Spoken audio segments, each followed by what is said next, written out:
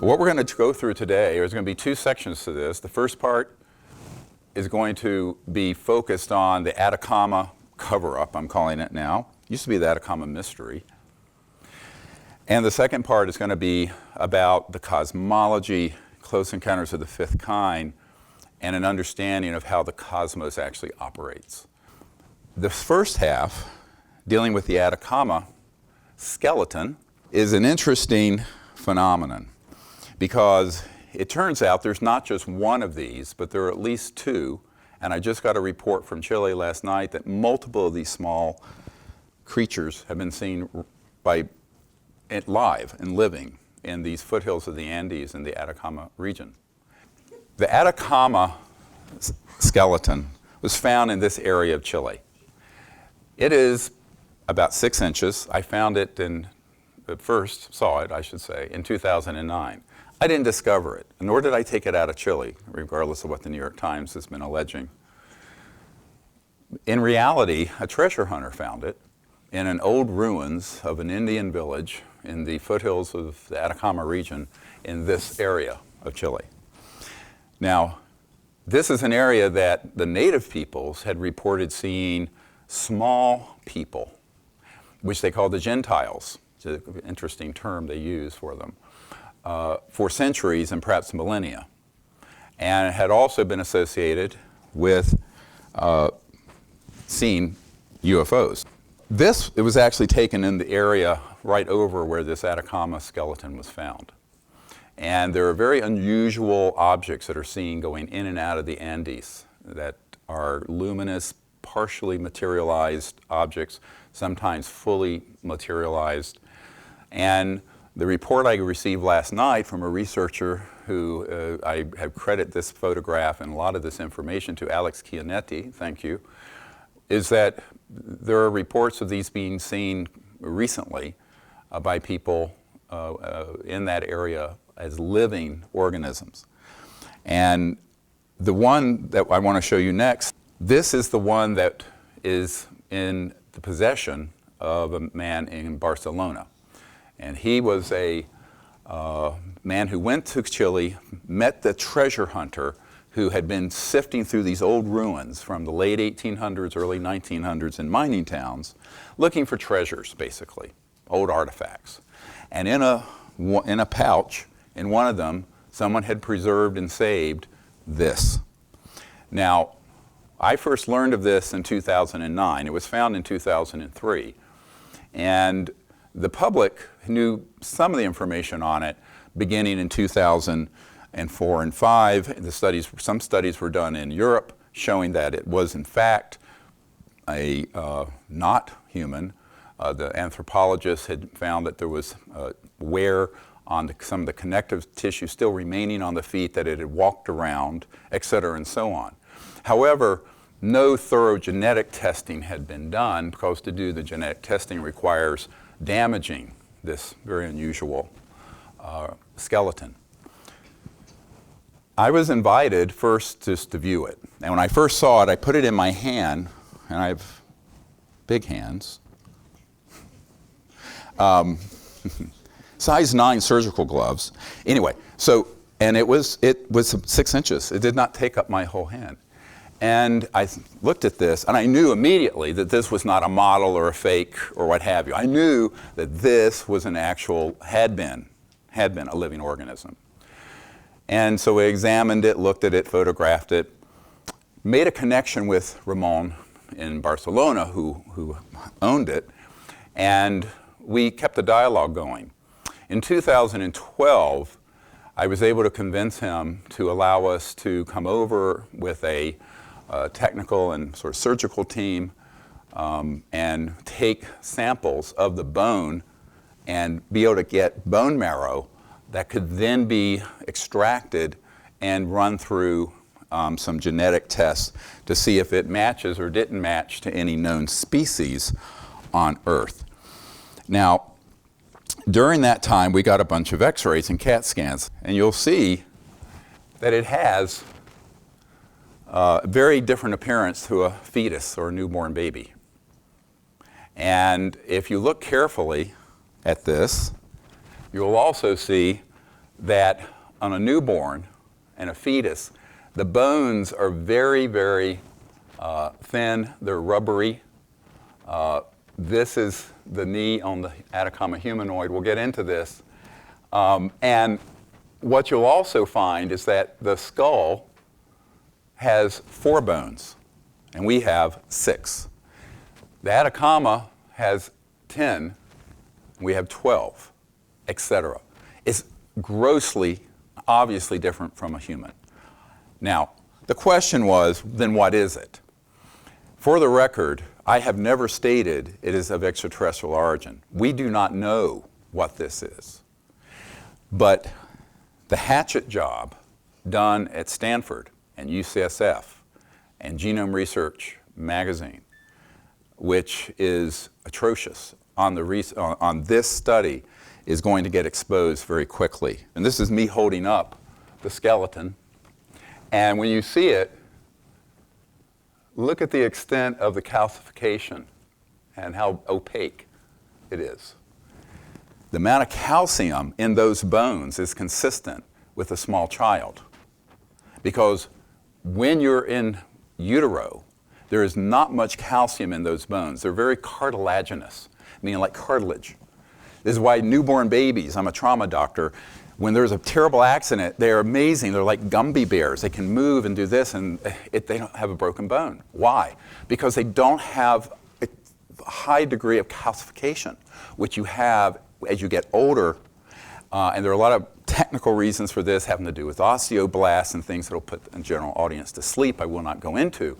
But it's important to note that. And the very first thing, the radiologist in Barcelona, when we pulled this off the x-ray machine and out of the CAT scanner, they all went, oh, my God, this is not a fetus. They had assumed this little thing had to be an ejected or aborted fetus, 22 weeks, 28 weeks. They said, this was a child, and it was up running around. It had epiphyseal plates. What are epiphyseal plates? Epiphyseal plates are in where the long bones, and you will see that there's a place, what's called a growth plate. And you know when you're growing, the bones have to grow because there's a growth plate in the long bones that allows them to continue to grow and lay down new bone and get longer and longer as we get taller and taller as we reach our full mature height.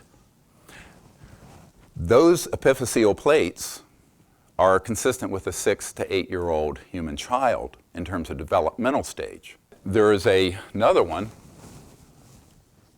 Look at the skull and look at the overlapping helmet-like feature.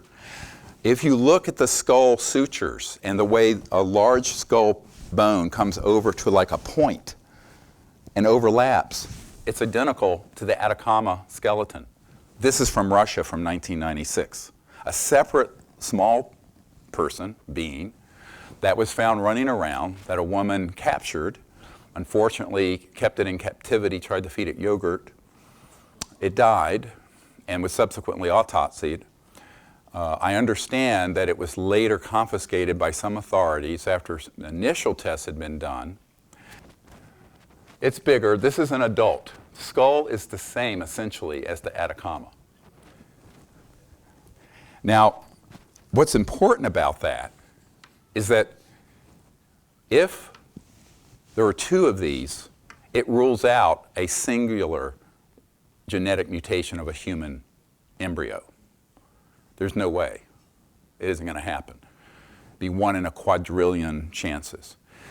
Interestingly, it was the assistant of Dr. Garry Nolan at Stanford who had offered to do an honest examination of this genetically, who found this Russian being, and then I had another researcher send it to me.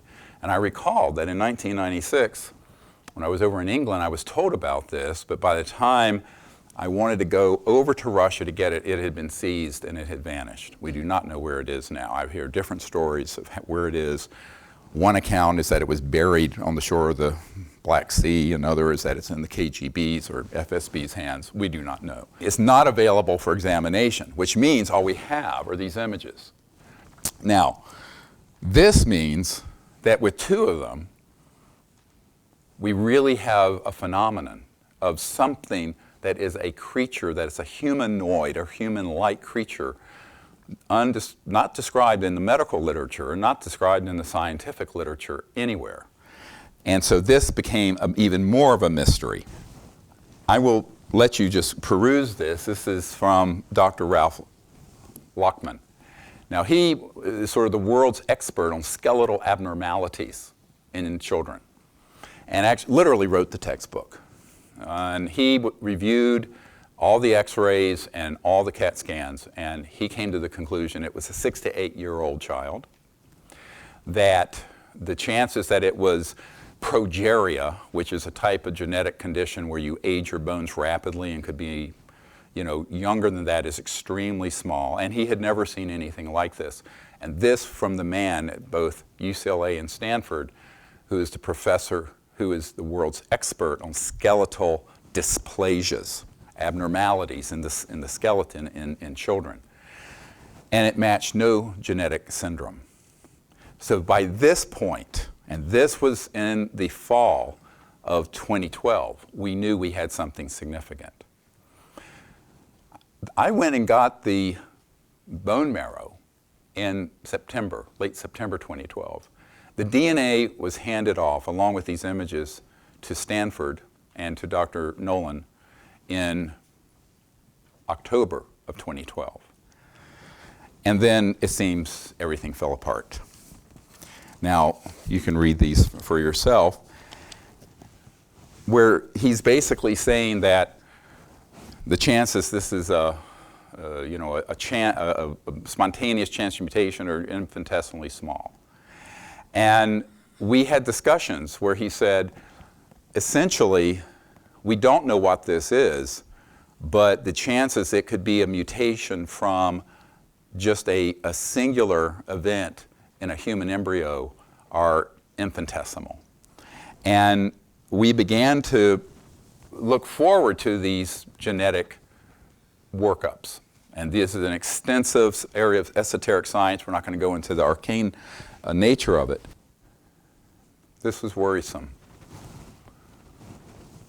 1 month later, a $3.2 million grant award, the Teal Award, was granted to Nolan and his lab from the Department of Defense. I have an assistant a supporter who found this. I did not know that until a few weeks ago.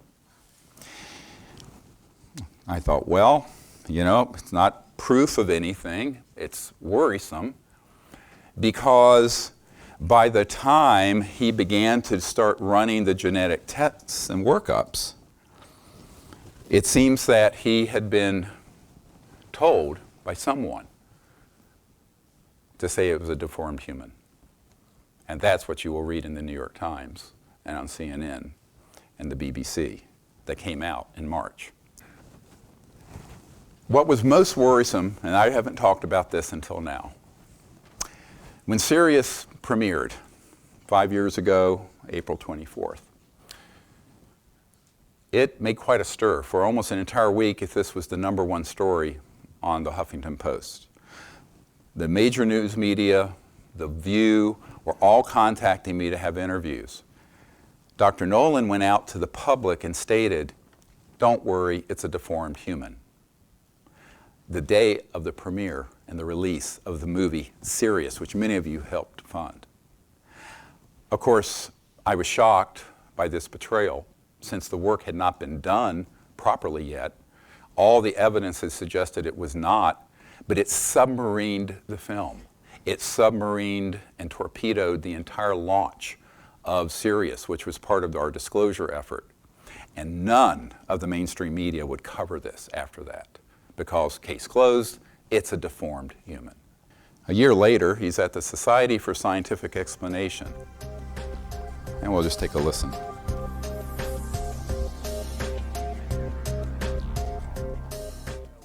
I reached out to Stephen. He actually, within about 10 or 15 minutes, I got an email reply back.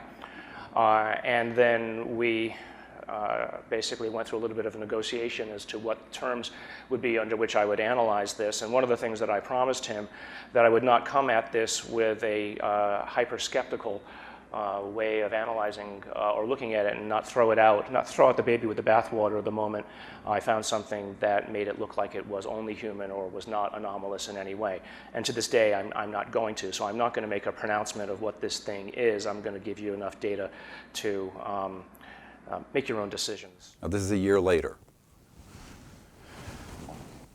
Meanwhile, at some point during this period, he hooks up with this group.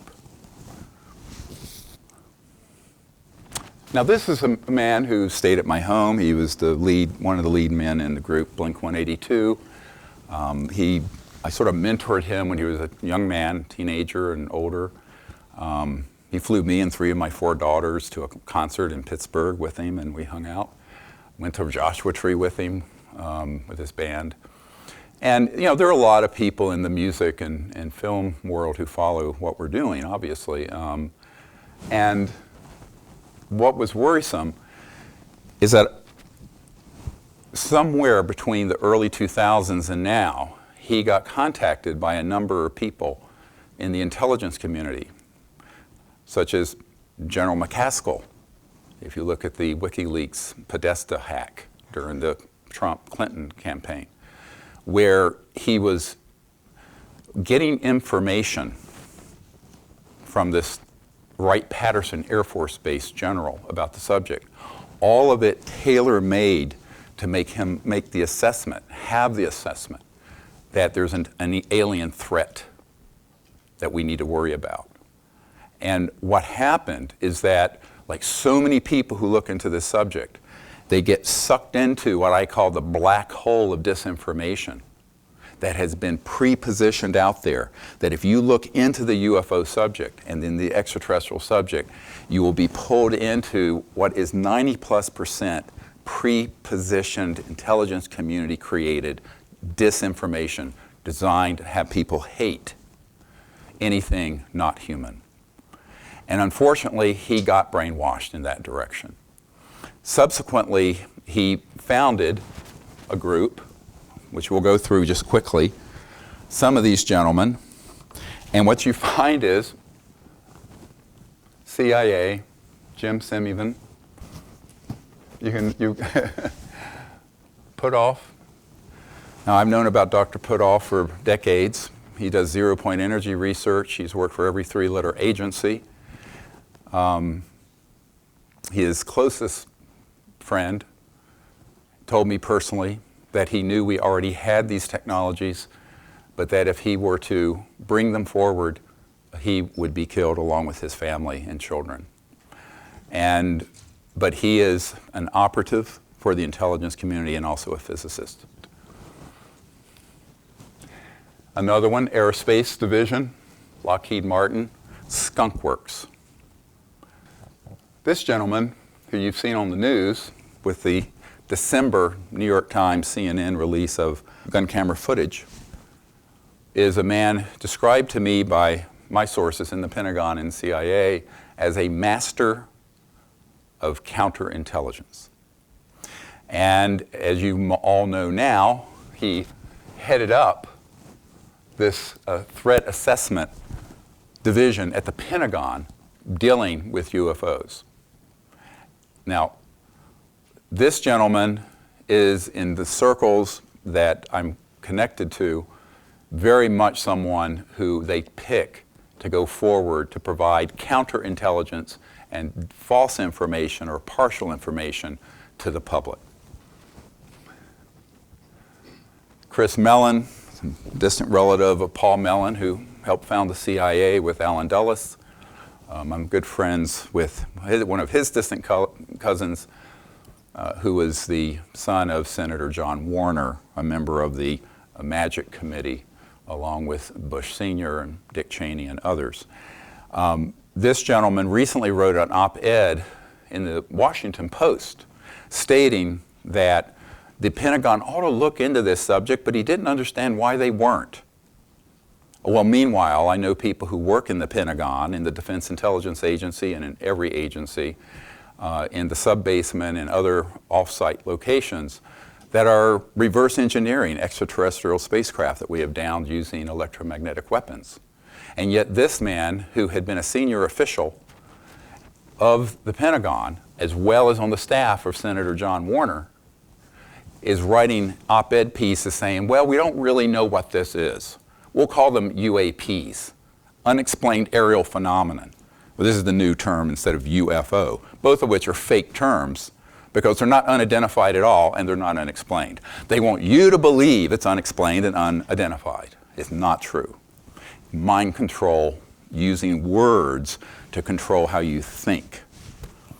And then, of course, my friend who assured me that he would do an impartial study on this Atacama skeleton, who is a tenured professor at Stanford University and holds the Harris Chair, which is a $10 million endowed chair at Stanford. And I have met Tristan Harris, who is very well known in the tech world. And Tristan Harris is someone who is very much aware of this subject. And we'll get into that in a moment. Let's go through the rest of these quickly. You can just see who, CIA, next. CIA, next. In the interest of time, we're not going to go through all these. Department of Defense, next. And on, and on, and on. Now, what's worrisome about this? Well, I heard as soon as this information came out in December, and it started being covered globally about this case off the California coast of jets with footage of a UFO zipping along and moving in a non-aerodynamic way. I was contacted by a source who's been with the CIA for 30, 40 years. And he sent me an email, and he said to me, he said, this is the rat pack that has been running scams, I'm quoting from the email, on the public and the US government for decades. But we hope their force will soon dissipate. It was very cryptic.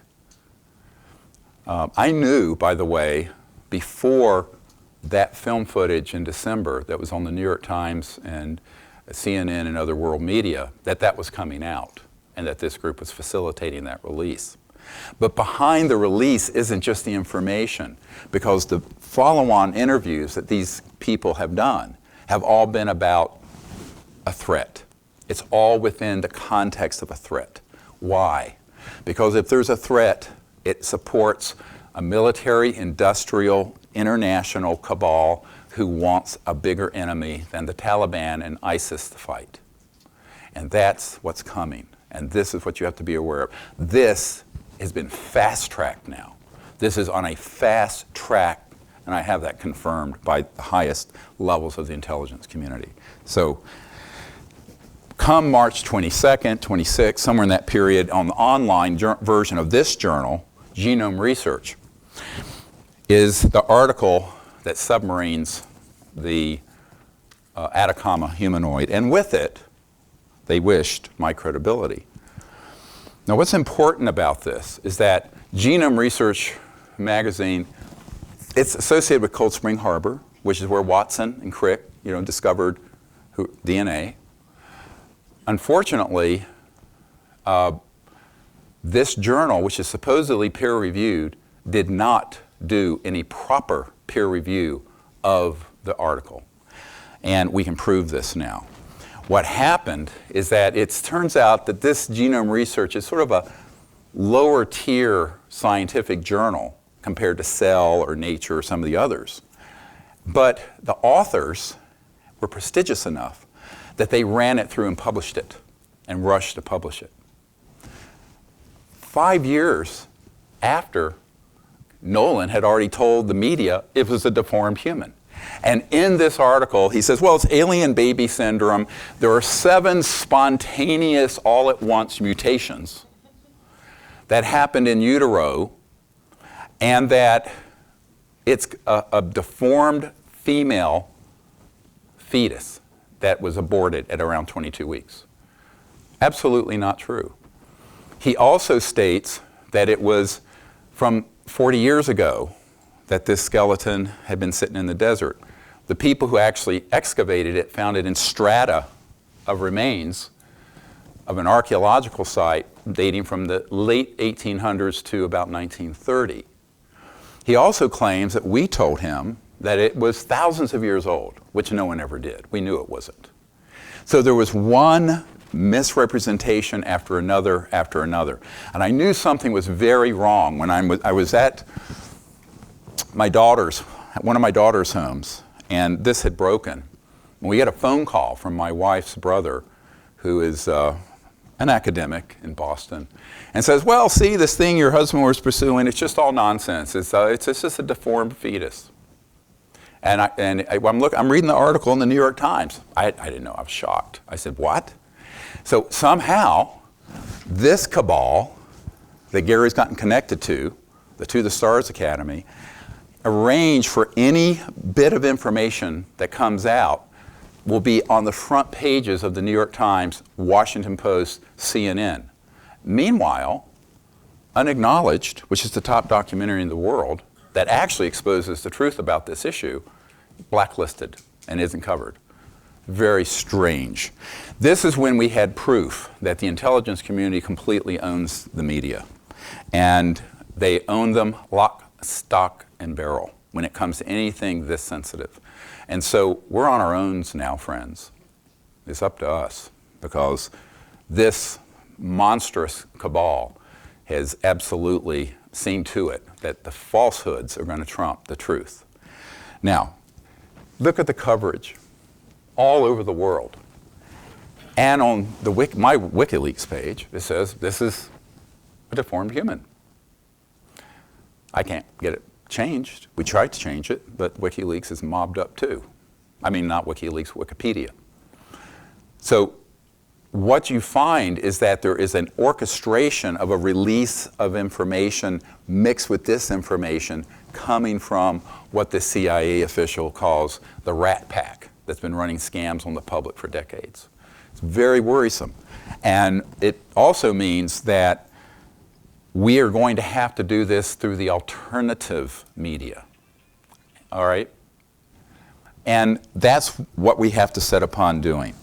Now, this is something, if you wish to read any of this, you can. Unless you have a PhD in molecular biology or genetics or an MD, I think it will be inscrutable. But let me tell you the shock of my life. It happened a few weeks ago. Not one, but multiple people contacted me from the academic world and said, that article that's in Genome Research magazine that's gotten worldwide coverage, junk science start to finish. One gentleman, who is a man who literally has a Caltech PhD in genetics, who had worked with Watson, Sanger, had done the pioneering work on X-ray crystallography of DNA, etc., contacted me urgently and said, Dr. Greer, this is something very wrong here. And one of the first emails he says, as a non-expert, might not have noticed it, but I'm fairly sure that Nolan and colleagues planned a fake analysis from the beginning. They included lots of random mutations in their sequences by intent, by omitting a standard treatment to remove them. What is he talking about? Well, he sent me an article that had come out over 10 years ago that was about old DNA. So there's DNA you take out of your body when it's living. There's DNA that you get from a skeleton that's been laying in the desert, like the Atacama, for decades. Totally different treatment of that. Because once it's out in the environment, not in a preserved environment, not in a cryogenic lab, there is rapid oxidation and degradation of that DNA. And everyone in genetics knows this. So you have to do controls at the very beginning that are very inexpensive and very fast to find out how many of these have been oxidized and how many base pairs have switched with each other to see what the damage to the DNA is, because otherwise you're going to call that damage a mutation, which is exactly what they did deliberately. They took damage that anybody in a PhD program, never mind someone at a professor level at UCSF and Stanford, would have caught. And they called it mutations of a fetus. Now, this is not my opinion. This is the opinion of these scientists. So we have 2 separate peer reviews now. And the peer review system usually works where they put the information out, but they leave their names off of it. And frankly, both of these men want to stay out of this scandal. But their pedigree is impeccable. And when I talked to the first one who contacted me, he said, Dr. Greer, you would have to have been someone who walked off the street into that lab at Stanford not to have known this. And to have done this, he says, is a academic corruption scandal like he has never seen in his career. He's an elderly man. And I said, yeah, I know that, but I'm not a geneticist. I don't have a PhD from UCSF. I have a daughter who does in genetics, neuroscience. But I am a doctor, medical doctor, and so I understand the principle what he was explaining.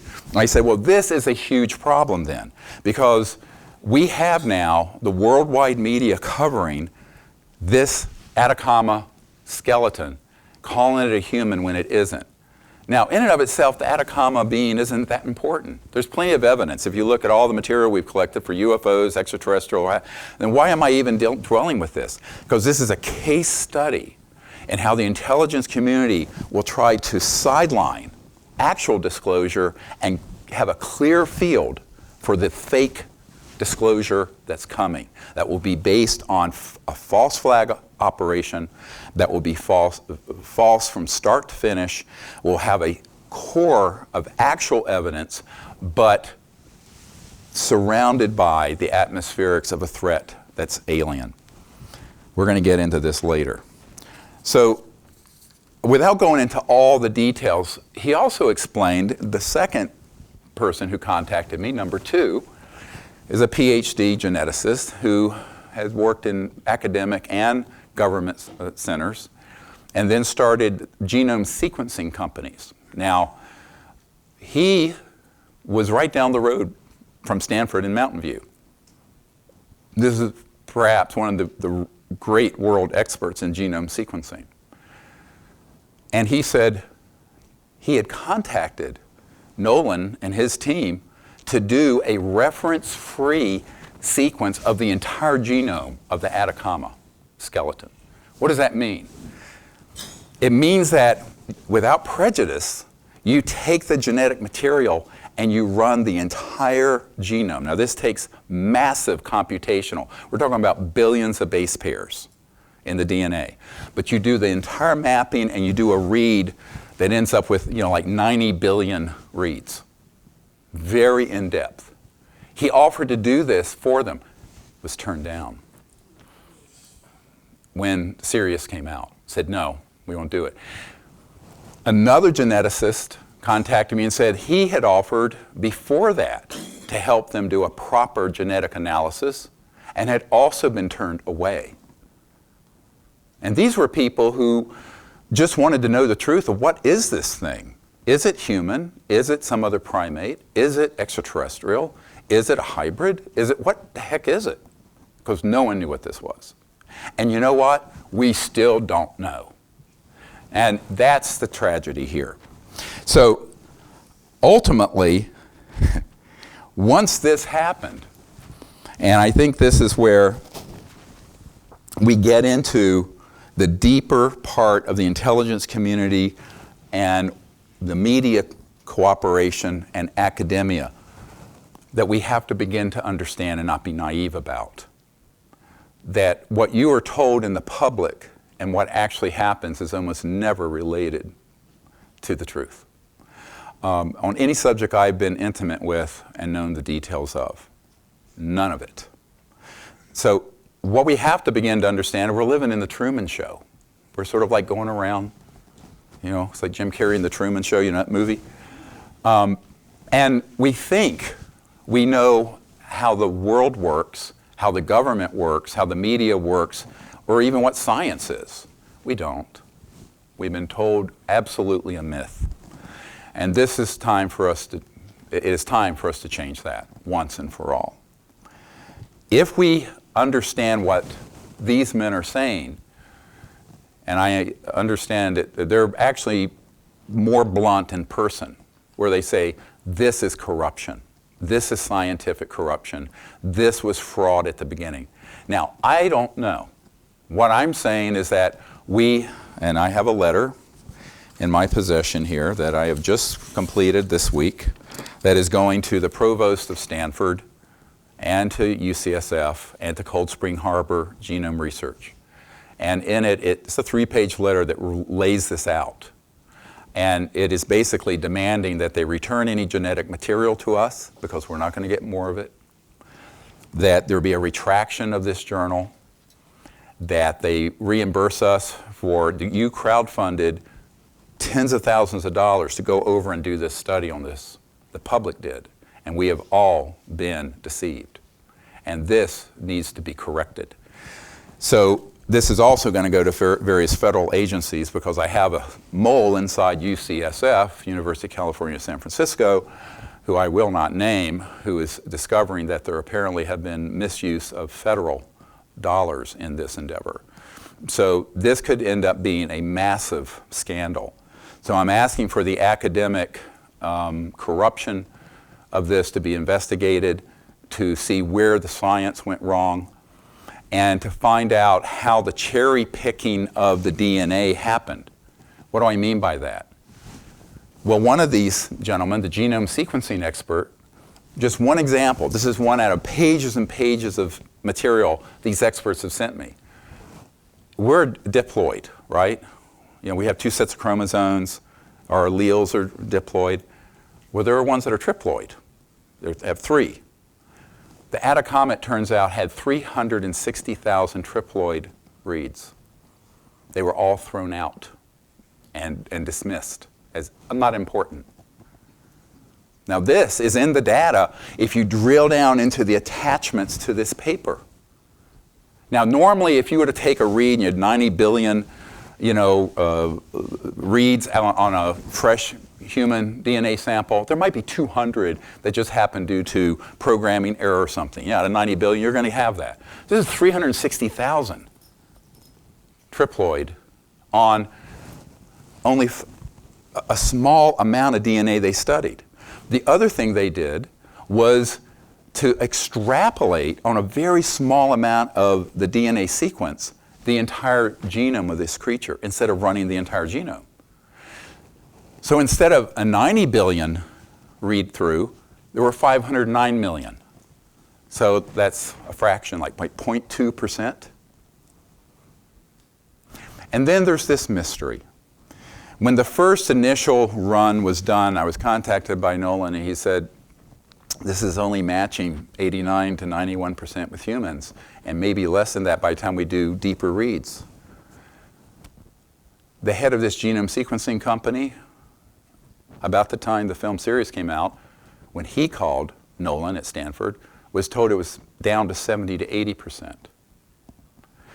Now it's believed it may be a fraction of 1% matching. It is not at all what we've been told. Now, I'm not going to drill down in a public setting with all the esoteric genetic sequencing technology, but one thing that has been said by all the scientists who've looked at this is that deliberate cherry picking of the data was done. Antiquated techniques and technology was used, even though state-of-the-art was offered. And then you have Nolan hooking up with this group filled with CIA and Department of Defense people, publishes this in a little-known journal that gets worldwide media coverage on something this obscure. Why? because as the father of the disclosure movement globally, they need to neutralize me. And if they won't do it through an assassin, they'll do it this way.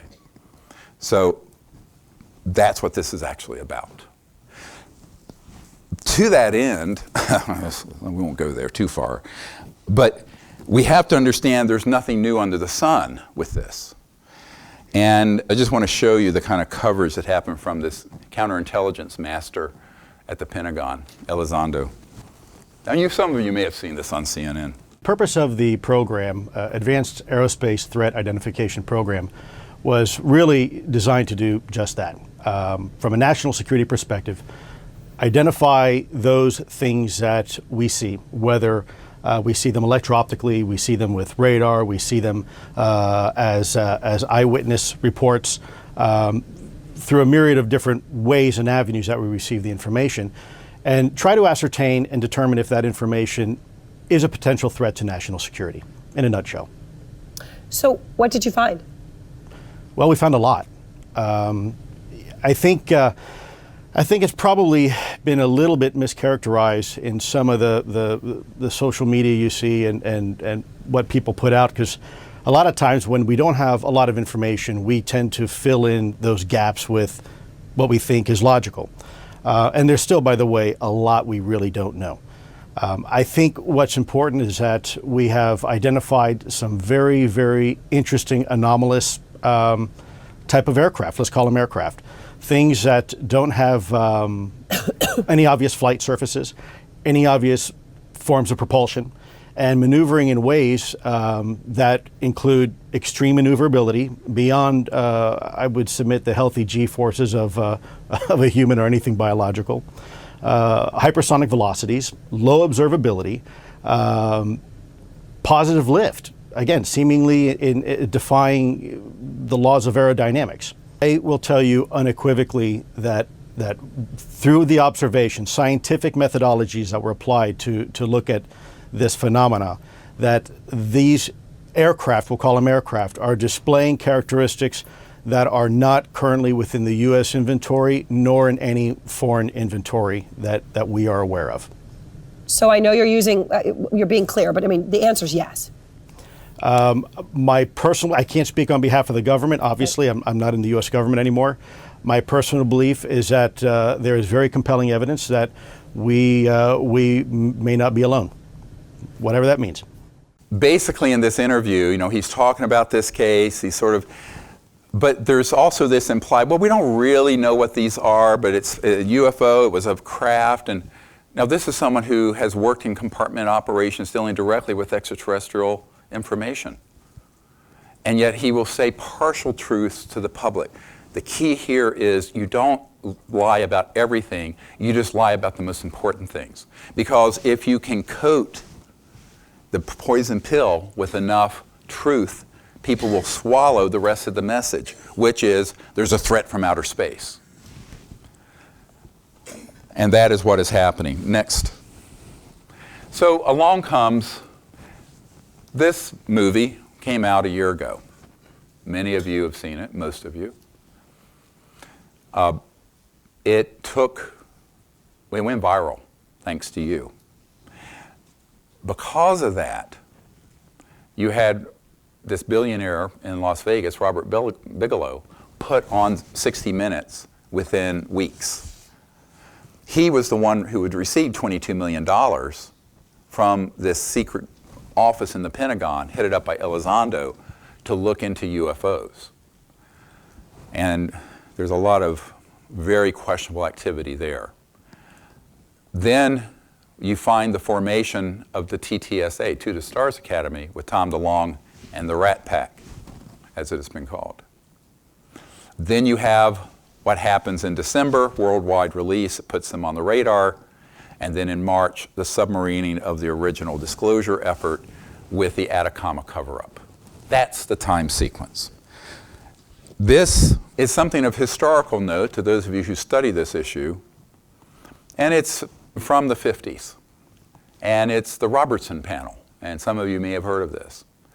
And like the Condon Committee in the 60s that ended Project Blue Book, this was a committee put together of alleged scientists who actually were tasked by the CIA to debunk the issue and also to enlist astronomers to throw pie pans in the sky and take photographs of them that would look like pictures of actual UFOs, so that they could say, see, that's all that was, someone just threw a pie pan in the sky. That is literally stated in this document. I have the entire, whatever it is, 30 pages of the Robertson panel CIA report.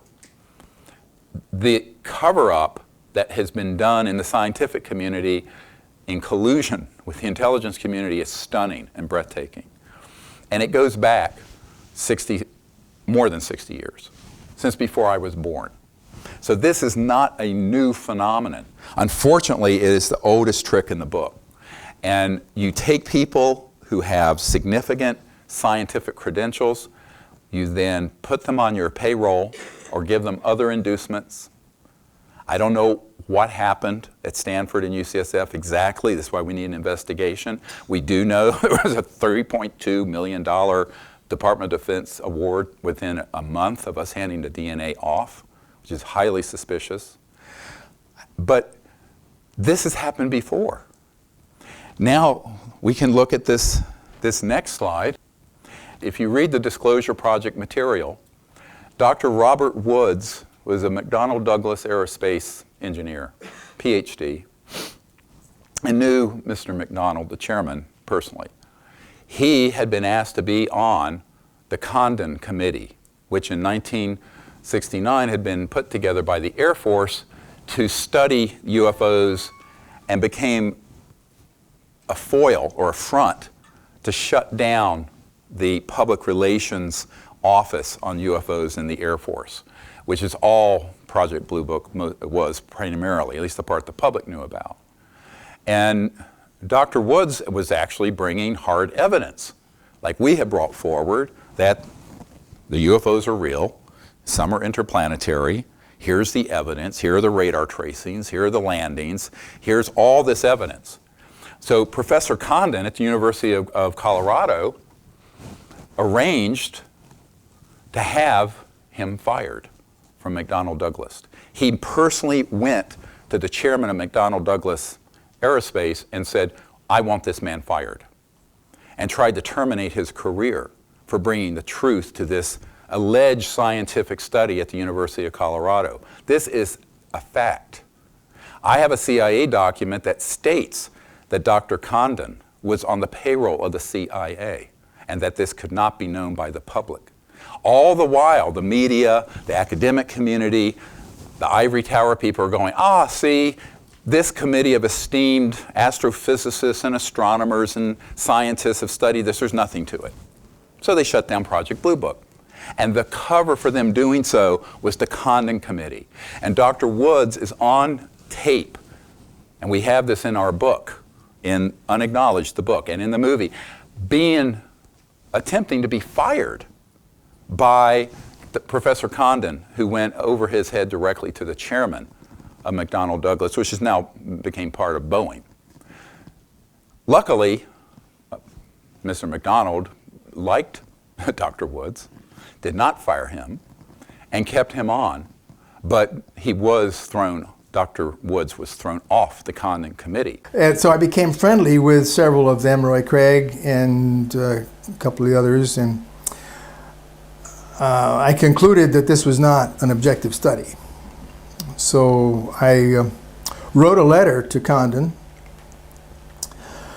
suggesting that it might be helpful if he would establish his group in two parts and have one of believers and one of disbelievers, and let both of them go to work with their angles.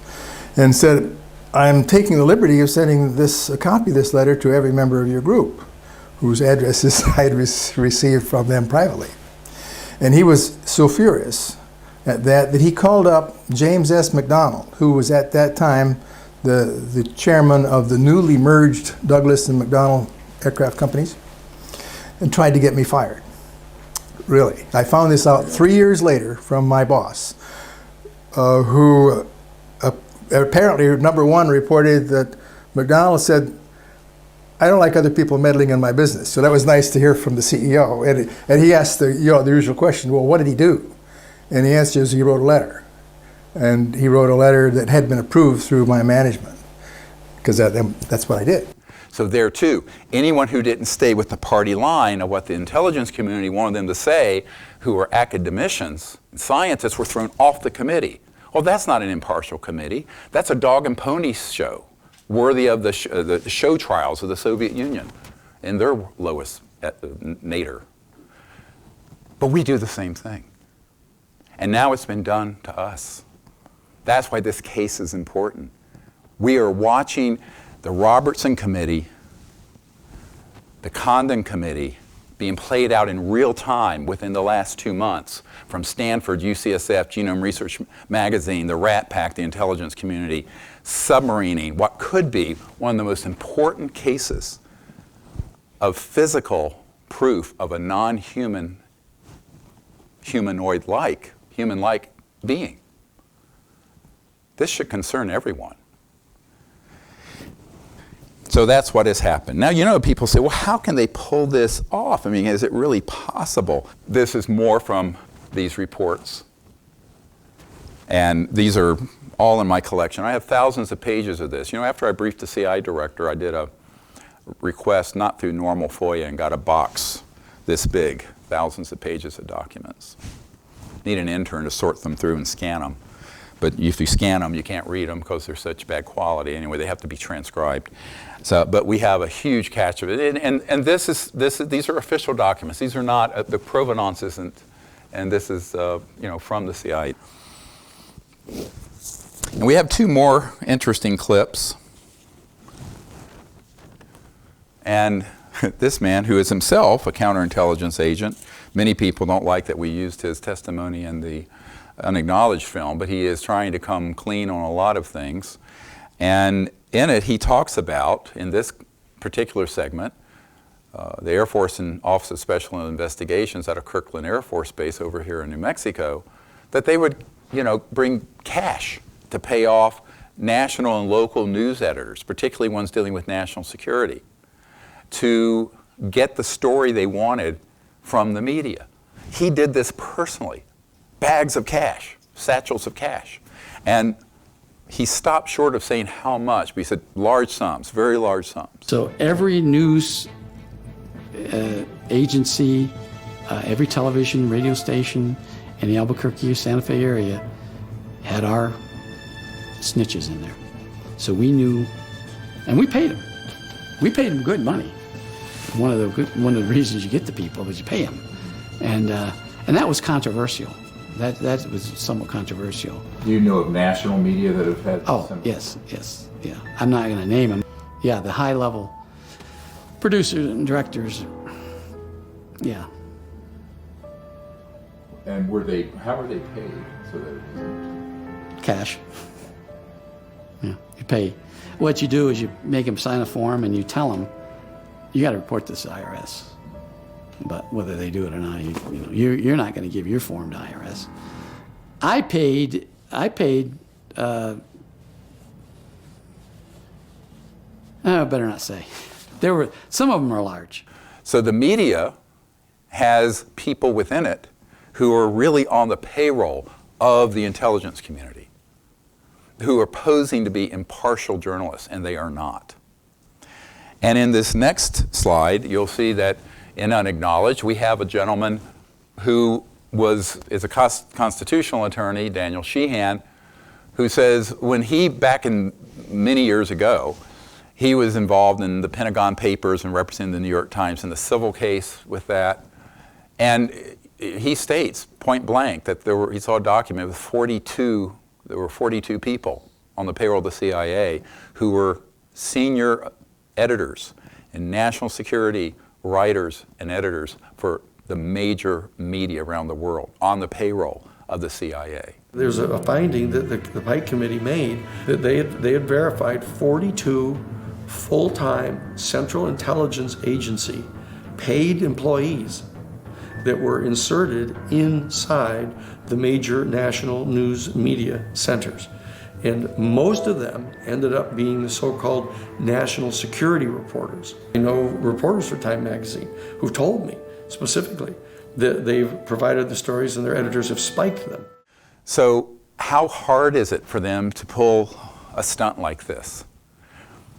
Induce or threaten someone, and they kind of have big sticks and big carrots to say whatever they want them to say, and then hit a button and it's global news on CNN, New York Times. That's what's happened. And I think anyone, American, British, because this is a worldwide story happening, should be deeply concerned at this level of corruption in academia, in the media, and in government. Because it means that we do not have a chance until we call them out on this. And this is what we need help. I'm calling for investigators and people who are top legal litigators, lawyers, to join with me in taking this issue on, because this has the opportunity of exposing the modus operandi, the means of corruption that has been going on for 60 or 70 years by these folks. And it's time that we get to the bottom of it. So here we have this little Atacama person, and I think that I want to go through what I think really we have lost as a civilization. This, what I did in the last hour, is just give you the big picture. Now I want to drill down. What if this is some other type of being, not human or extraterrestrial? Maybe it's one of the wee people they talk about in Ireland.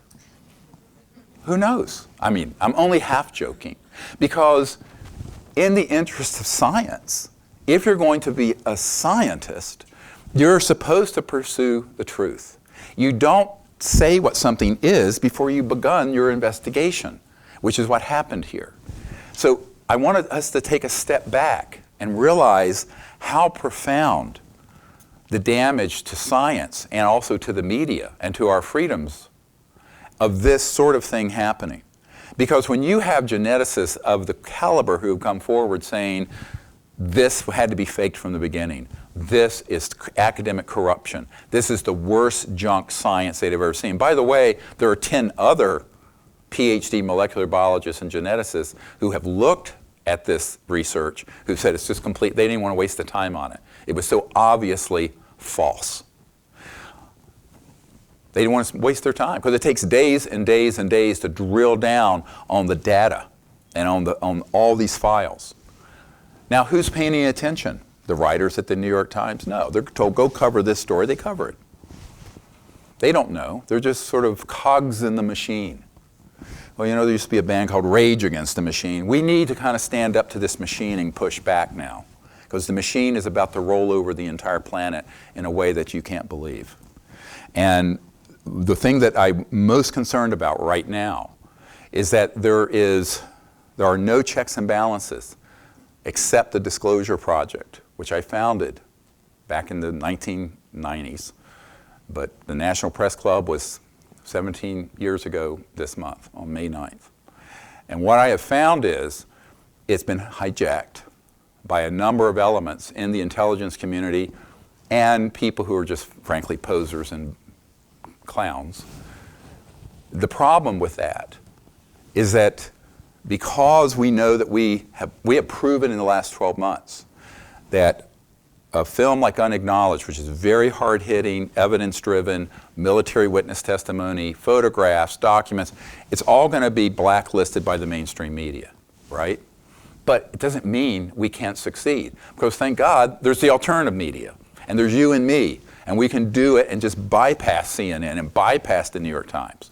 But it means that we're going to have to do some strategizing to do that well and to do it effectively, because we need at least 1% of the global population to begin to awaken to this. 1%, 75 million people. And why is that? Because they have found that in scientific quantum physics phase transition studies, you need about 1% of a substrate. The best I like is the superfluidity in helium, where at a certain, getting down to near absolute zero, you have this effect where you have coherence of molecules that line up in a container of helium. And when about 1% is reached, the entire, now, just before this, it becomes very violent, very unstable, very chaotic, and then bang, at that 1% point, there is coherence. Massive field coherence. We need that 1% coherence. 75 million people globally. In this country, it would be, 1% of 330 million. That's 3.3 million. So the only way we're going to get there is to get the truth to that number of people and get them moving in the same direction coherently. Does this make sense to you? Because we are sort of a macrocosm of the quantum state, each of us, as we collectively act, speak, think, meditate, whatever we do. And that's really how we can make a big transition on this planet to a new civilization. Otherwise, we're slated for an extinction level event. And I think that this I'll get into in a moment. It has already been approved, this event. I've just gotten a briefing on it in the last month. But we have little time. Or very little. I think that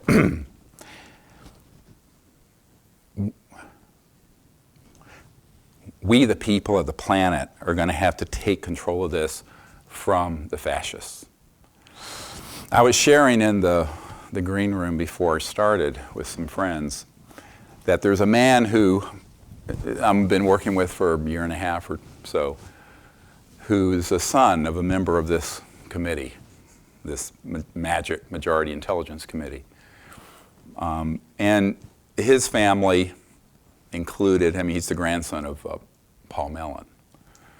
And at the end of World War II, Paul Mellon, along with General Patton, went over to Germany and got the secret weapon that they were working on, which was there was the Nazi bell, you've heard of, there was also a disc. They were not fully operational, but they were making progress. But we got the atomic bomb first. Point, set, match, war ends. But does it? Did it? It did not. What this gentleman has told me is that his entire family are fascists. They supported Adolf Hitler up to the day we declared war, and then they got back the fascists and put them into our system in the United States. And so it has come to pass. If you think otherwise, you are deluded. Here is the fact of that. George Patton himself wanted that technology disclosed to the public because he saw the benefits it would bring to humanity. Because of that, this group had him assassinated. George Patton was assassinated. It also means that the foundations of much of what we call the CIA, they do the conventional work. Most of the men and women in the Pentagon and CIA are fine people. But there is a rotten core that needs to be checked, and checked quickly, or we are all in very big trouble. Major trouble. In October, I got an urgent call from these folks that at a meeting with the director of the CIA, Pompeo, and with two people known to us at the meeting, this issue of disclosure and unacknowledged came up. And there was a woman at the meeting who was not named to me. I'm concerned it's the person who is going through hearings right now to be the director of the CIA, who stopped the conversation and said, "Oh yes, the American people like to have things to complain about. Pretty soon, we're going to really give them something to whine about." Ominously, very ominously. Now this was in October that I learned of this, and this is May. In the intervening period, the December New York Times, CNN, Rat Pack story the submarining of Sirius and of the Disclosure Project globally. And I have found that there are two factions within the intelligence community who have green-lighted disclosure.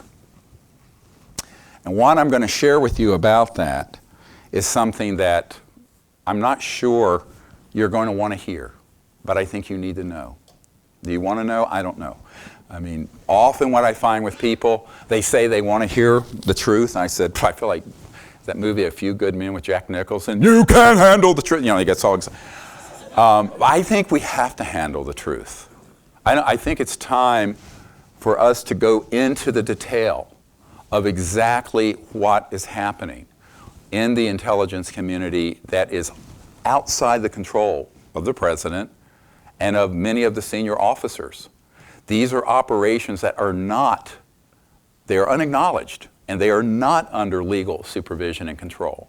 And they are a government, as Senator Inouye said, of their own making. They have their own Air Force, they have their own Space Force, they have their own Navy, they have their own funding mechanism. I'm paraphrasing from Senator Inouye, talking about this deep, covert program. How are we going to address this? I think we have to address it by bringing out as much information as we can and being sure that the public is aware of what the truth is about the fact that we're not alone in the universe, but also what is the fakery and what is being done to manipulate it. Now, because I've done two things to beta test my theory about the national security state and the media. One was the 2001 National Press Club event. Not all of you know this story. That was done as, sorry about that, that was done as a launch of something we had started in 1993 when I was asked to brief President Clinton, CIA director, by some folks. And contrary to what sort of the buffoonery in the UFO subculture, the so-called Rockefeller Initiative had nothing to do with Rockefeller. It was called Project Starlight, which I founded with some people to end the secrecy, which Lawrence Rockefeller, the philosopher of the family, wanted to see happen, but who David Rockefeller did not. Chase Manhattan Bank and the J.P. Morgan Chase. I have shared very little of the inner workings of what happened and all the betrayals that happened to Lawrence and to me during that period. But let's just say that the letter that was sent to me inviting me to brief the CIA director, where it said the most powerful people in the world will have a compelling interest to do everything to intercept this effort, was very prescient and very accurate. And that is what happened. In 1999, before we did the 2001 National Press Club, I wrote a paper called When Disclosure Serves Secrecy. It's on our website, seriousdisclosure.com. Read it and memorize it. Because I wrote it because I knew it was happening already. It wasn't a theoretical discussion. That the effort at disclosure would be hijacked by elements who would then spin it in the direction of a threat or an eschatological crisis, an end of the world sort of thing, apocalyptic, which is what we'll talk about after the break. And that's what has been green-lighted and approved as of about 30 days ago. So,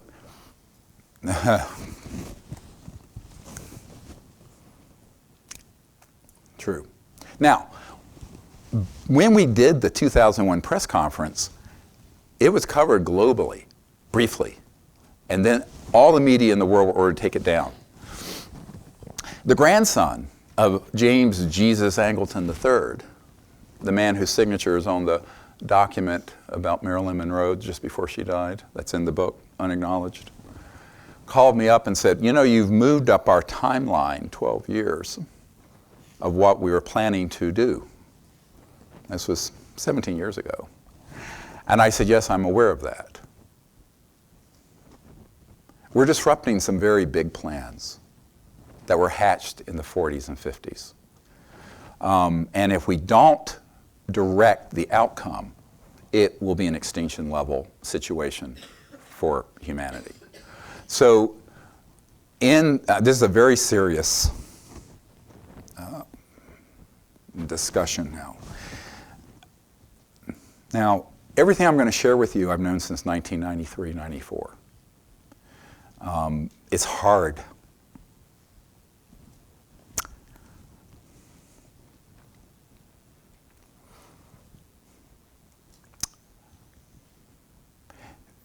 You have to understand the forces that are insane. And I've had people, I'm an emergency doctor, and I have people say, how could these people want to do these things? Why would they keep it secret? Don't they know the Earth needs these technologies? I go, sure. But this is like asking Eichmann and Adolf Hitler, why did they shove 6 million Jews and all the gay people in the ovens? This is not a rational thing. This is not something you can relate to out of your living room or looking at late night TV and then kind of relate to the psychology of sociopaths and psychopaths. It's just not there. Now, I've dealt with psychopaths and sociopaths as a trauma guy on the front lines of emergency. And I have dealt with ones who are in the intelligence community and in the military. Unfortunately, the ruthless sociopaths and psychopaths have taken over the operational control of these unacknowledged special access projects that this movie, Unacknowledged, was based on. And there are many good men who've been in those projects. They have no idea what the agenda of those above their pay grade might be. I had one such man contact me a couple months ago when I was recovering from this shoulder surgery. I fell mountain climbing and have 5 big 1-inch screws in my shoulder, so I'm a little uncomfortable. But I never stop. My wife says, you're a machine. Anyway, but jock injury number 60 I've had. But the point is, this guy sends an email in and we contact him and he says, oh yeah, you're quite right about what happened to Bill Colby back in mid-90s when he was going to get one of these zero-point technologies to us and some seed money, about $50 million, to get it out to the public. But what you don't realize is that I know the man who authorized that assassination. And of course, he told me, and it's somebody, a name you would all know. I'm not going to mention it here. But I said, yes, I know that those were folks who did not want one of their own at that level defecting. And so they were taken out, which is why I do things in the sort of strange and mysterious way I do them now.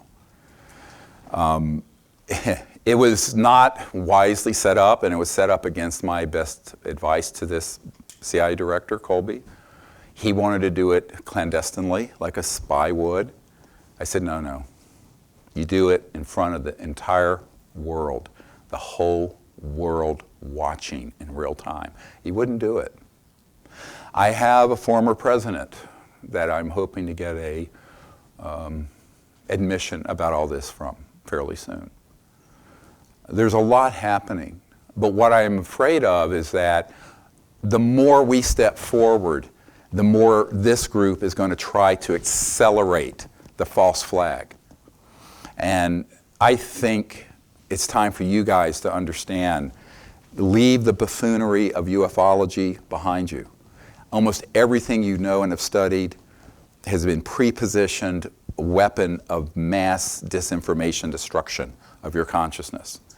There is a need to do a very deep drill down on what is the agenda that's actually operating at this point, right now. Because the factions that want to do a quasi or official disclosure are competing with each other and racing to do it. One involves elements in the public with the Rat Pack, to the Stars Academy. The other you wouldn't know about. One is a National Security Agency official, and the other is CIA. And it involves some extraordinary technology.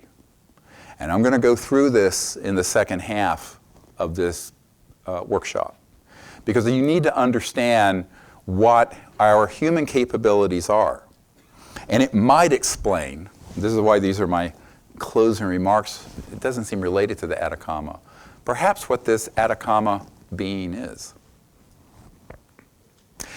You've all been taught that matter and energy is primary. In reality, the field of consciousness and thought and these other dimensions are primary and manifest this dimension. Does this make sense to people? You have to turn everything around that you've been taught, completely invert it. And in order to understand that your physical body even is actually supported by what the mystics used to call the astral body and the body of light and the conscious field and all of this. But so is this podium, and so is this planet, and so is space and time. Now, this is beautiful knowledge, and it's ancient knowledge. The Vedas knew it, the Native Americans knew it. Every ancient tradition knows this. And at the core of almost every spiritual tradition, there is some of this information that's, it may be a residual amount, but it's there. Now, the science behind this has developed rapidly over the last 60 years. And it can be used like any technology for good, but it can also be used as a weapon. And the weaponization, for example, of interdimensional portals is not theoretical. It has already happened. And this is a serious problem. So we're now looking at something like this Atacama humanoid, which, again, no idea what it is. It would point certainly to not being human. But could it be something, a civilization that came here 100,000 years ago and has been coming to and fro for a long time and has been on this planet for quite some time, or even before Homo sapiens? Yes, could be. Could be that. Could it be that it's emerging from another dimension into this dimension, traversing the vastness of space and time, and then manifests the body you saw out of elements of the earth using a template in the resonant field of consciousness, thought, so-called astral field, into this dimension? Yes, because we can do that in laboratories at the Lockheed Martin Skunk Works and have done so. Could it be a previously unknown type of species, native to the Earth, but that had evolved ahead of us and gone interstellar and still has a home here? It could be. We don't know. It's okay to say we don't know. It's not okay to defraud the public, fake the data, get the world media behind it, and submarine the truth, the scientific truth. That is not okay. And that's what we need your help, because the reason this whole Atacama scandal, and the reason it's also very radioactive, the scientists who've looked into it, is that if they have done what I've been told by these senior scientists they've done, this would rise to one of the biggest cases of academic and intelligence community and media collusion and fraud in U.S. history, period. Which, as I mentioned at the beginning, in and of itself, the Atacama being is not that important. There's so much other evidence. But as a case study that we could then use to peel back how these guys are operating, it could be dispositive. It could be proof. And that's why I'm making a call now, today, at 3:30 Pacific time, through this webinar, for an investigative team and a team of scientists and also attorneys to come forward to pursue this aggressively and very quickly. Now, the letter that I have that will be going to Stanford and UCSF and Cold Spring Harbor and Genome Research, it will go out next week. It will then be on our website along with the attachments, which are the full comments from these peer-reviewed scientists. You're welcome to read them. If you're, how many people are MDs or PhDs here? I'm just curious. So there are a few of you. But it is very jargon-laden and esoteric. But you know, if you can get through it or know someone who can get through it with you, I recommend it. I am not going to take the time, as I said at the beginning, to do that because I'm trying to give you more knowledge and information about what actually happened and what the big picture is. And the big picture is that in 2001, Disclosure Project was launched with 10 times, 100 times, the evidence and material of what was on CNN in December from this group that wants to position everything as a threat, the To the Stars Academy group, and had all this information in it. It rose into the media and was immediately shut down. I don't know if you are aware that the first hour of the transmission out of the National Press Club in Washington was electronically jammed so that no signals could leave that facility. The night before, I had security people who saw special operations people on the roof of that building and doing some things.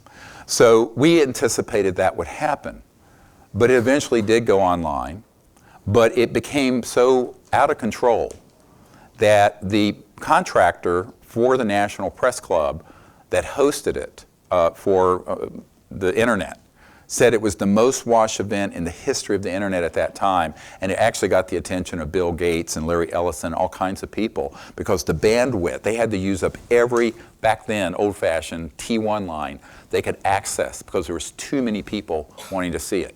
That's when we knew, and that's when everything got jammed and shut down. Same thing with Unacknowledged.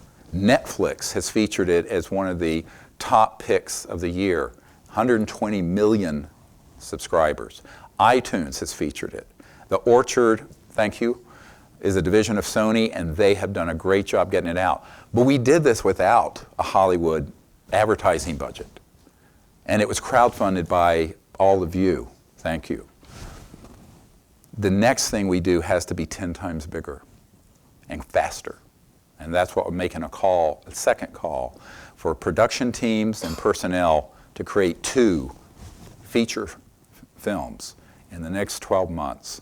One on the real story behind disclosure and beyond, what I'm calling beyond the alien mask.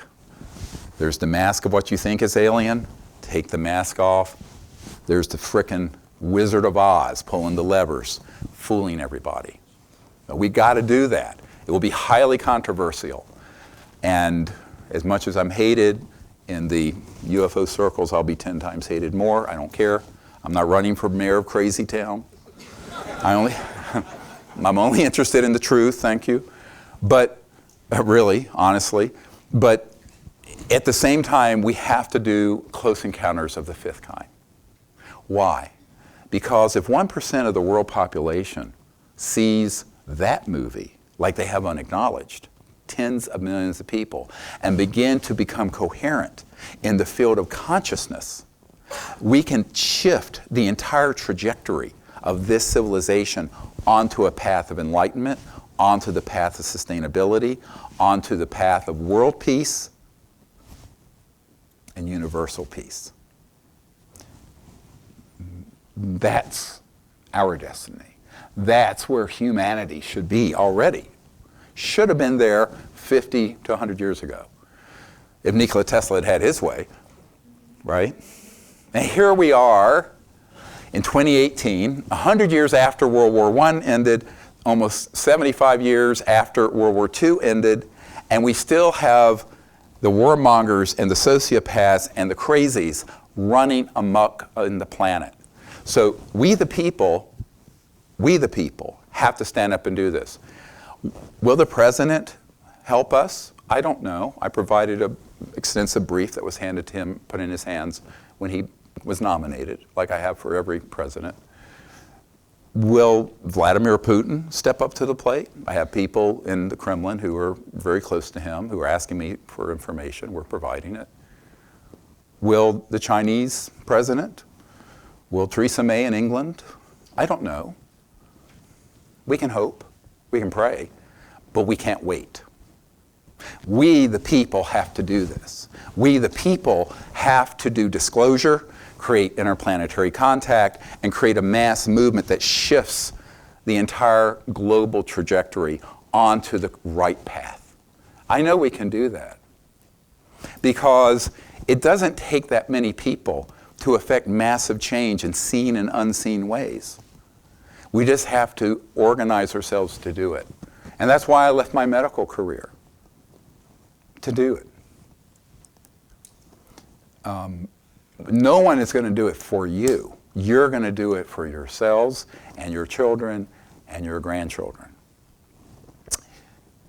And I hope for the 20,000s or so generations yet unborn, because the era that we have entered into is an era that is about a 500,000 year big cycle of development in human evolution. And there's an old cycle, about 500,000 years, 450,000 years, that's closing. So this cycle we're in the throes of that transition between an old cycle and a new. And some people say, well, it's the end of the world. I say it's the end of the world as we know it.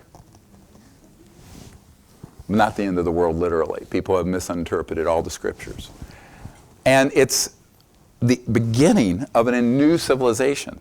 And that's where we are. But people who have interests in the old order, whether it be petroleum, war, controlling the masses, certain belief systems in religious orders, they don't want to see this change. And there are many people who have much to lose with a change this large. You know, some years ago when I was dealing with Neil Armstrong, a good friend of Neil Armstrong and Buzz Aldrin, about what happened when we landed on the moon. We weren't alone when we landed, as you know. But along came this guy, and I was looking into, with Mark Carlotta at Goddard Space Flight Center, these strange structures on Mars, and also Buzz Aldrin pointed out on the moon, Phobos. And this man came up to me and identified himself as a senior scientist at Jet Propulsion Labs. And he said, you know, we can't let that information out. And I said, what do you mean? Why not? It's old. These are old structures. There's some operational facilities underneath the surface of Mars, I was told by the head of Army Intelligence. But these old structures would just show evidence of civilizations that may be millions or tens of millions of years ago or longer. He says, no, you don't understand. If those were confirmed as real, it would collapse the orthodox and fundamentalist belief systems of every underlined, writ large, religion on Earth. And I said, well, so? I said, science and religion can agree, it just can't agree with superstitious claptrap. And he said, no, you don't understand the power of those groups. I thought the man had lost his mind, but I have since found out that that is a very significant part of the secrecy here. And one of the people who has recently contacted me is part of that cell that are eschatologists, which is the study of how the world will end. And as Prince Hans Adam von Liechtenstein told me in a private meeting in July of 1994 at the Four Seasons in New York City, he said, you know, the reason I'm funding all the abduction groups in the United States is that we really want people to hate the aliens so that they will support an interplanetary war that would lead to Armageddon so that Jesus Christ will return. I said, excuse me? This is the Crown Prince of Liechtenstein, the banking family that funded Adolf Hitler, blah, blah, blah. I go, excuse me? What are you talking about?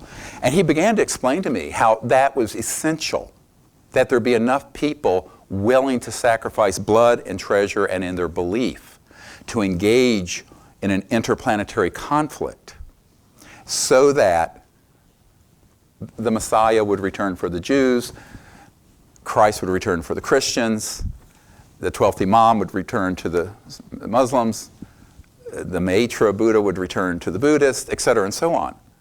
I said, well, this is the craziest damn thing I've ever heard. But they want to set that up, and that's what they're doing. Now, if I had heard this from someone who was low on their lithium level or Haldol in the ER, but this is a man of immense power and wealth, hobnobbing with the elite of the world and who is on this committee. That was in 1994. Okay, this is 24 years on. What I'm trying to explain to you is that this is a huge story, much bigger than what we can portray in Unacknowledged or have. That's with training wheels on. The next movie, let's take the training wheels off. Okay, you want to? Who wants to do it? Let's do it. It's going to go from ET 101 and 102 and maybe 201, since we're at a university, to the postdoc level, because we don't have time to sort of go through all the iterations. Now, what it also means is that because I have proven through very well-organized strategies from the mid-90s to now that the mainstream media is going to block what we're doing. They're only going to feature people and messages that comport with what the intelligence community wants. That I have proven that over and over again, and if nothing proves it, it's the success of Unacknowledged and it being blacklisted from, you wouldn't believe the things that have happened for it to be taken down out of media reports and out of algorithms on Google search and everything, and it's still the #1 in the world for the last year. Why? Because people are ready for the damn truth, and we got to give it to them. So that's what we are going to do, but I need your help. In addition to this, and this gets into the bizarre. Now, my life, if you spent 2 weeks at my house in any 2-week segment, you'd be hurling yourself off of the highest, have worse injury than this. But I have been asked in the last couple of months by a person with very close ties to the Kremlin and someone with very close ties to the national security system and the president to write an announcement speech for them. I will read it to you today.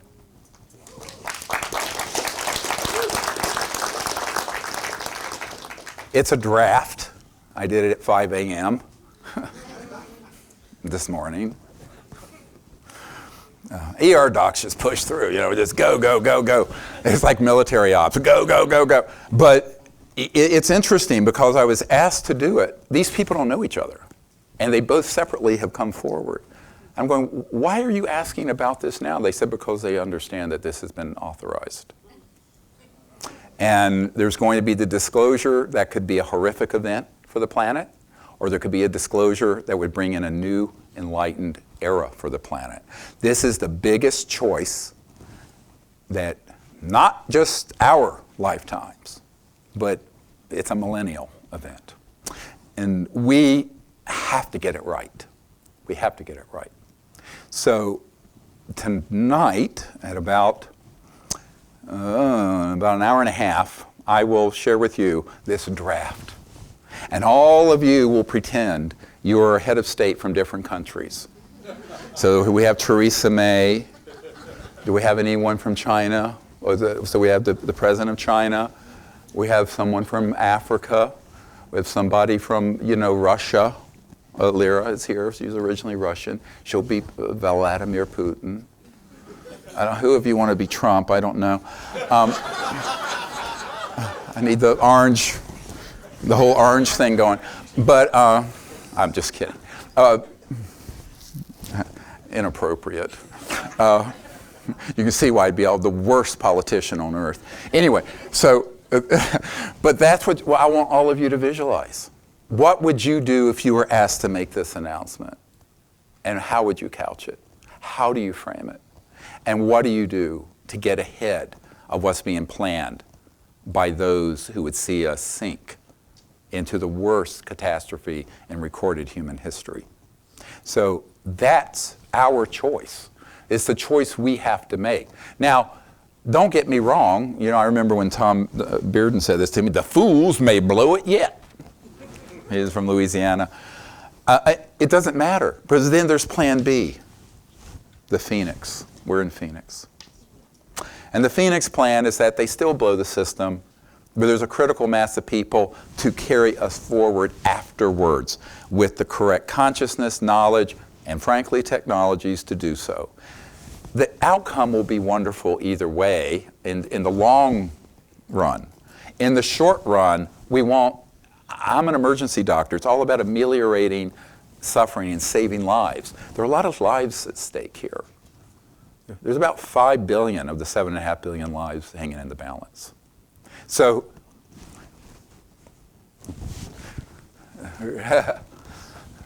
someone, they're going, and that's true. That's an accurate number. So what we have to do is figure out, do we want to divert and, pull our civilization to something that really will be amazing? Because imagine this. We overcome this kind of nonsense and we end up with a civilization that has free energy, no surface roads, electromagnetic gravitic devices used peacefully, not for missile delivery systems. We have the ability to go to the stars and back in peace. There is no poverty on the planet and no injustice within one generation. All people have their birthright of living in dignity and abundance. That technology exists today. How do we get it applied and how do we get it in place without it being weaponized and without it creating something worse than what we have already? This is why the crisis is in consciousness, is a deep spiritual crisis, and by the way, that is going to be the solution. But it's going to have the practical means to do it.